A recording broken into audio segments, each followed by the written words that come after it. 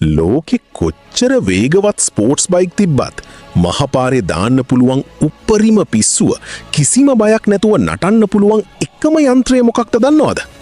මහපාරක් දැක්කම ඒක raise track එකක් කරගන්න.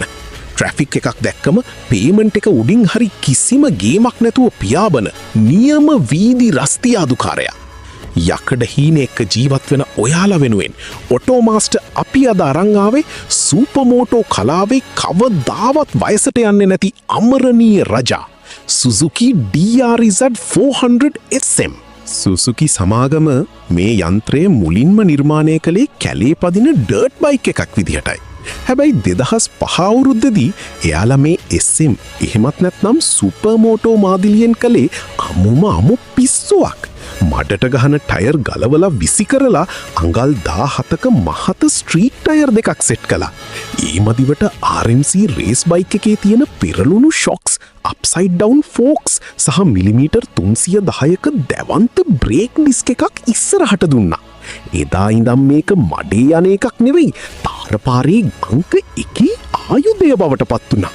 මේකේ ඇතුළ තියෙන්නේ 398cc ද්‍රව සිසිලන සිංගල් සිලින්ඩර් එන්ජිමක්.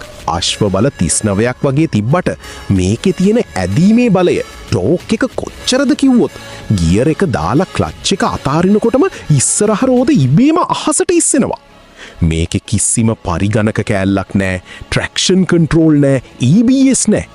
තනිකරම යකඩයි රයිඩර්ගේ හදවතයි අතර තියෙන අමු කනෙක්ෂන් එක විතරයි. හැබැයි අවුරුදු 20කට පස්සේ 2025දී සුසුකිලා මේක සම්පූර්ණයෙන්ම අලුත් කරලා ඉලෙක්ට්‍රොනික්ස් පුරවපු DRZ 4SM එකක් එළියට දැම්මා.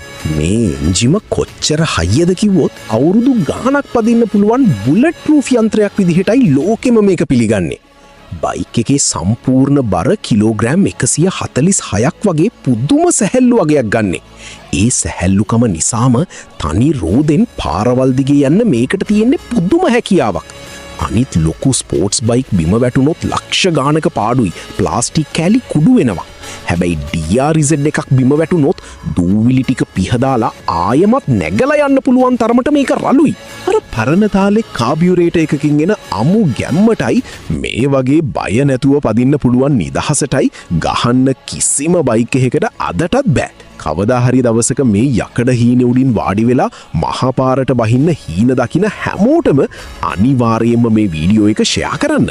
යකඩ හීනවල ඇත්තම කතාව ඉතාමත් නිවැරදිව දැනගන්න ඔටෝමාස්ටර් SL YouTube channel එක වගේම අපේ Facebook page එකත් දැන්ම ෆලෝ කරලා තියාගන්න.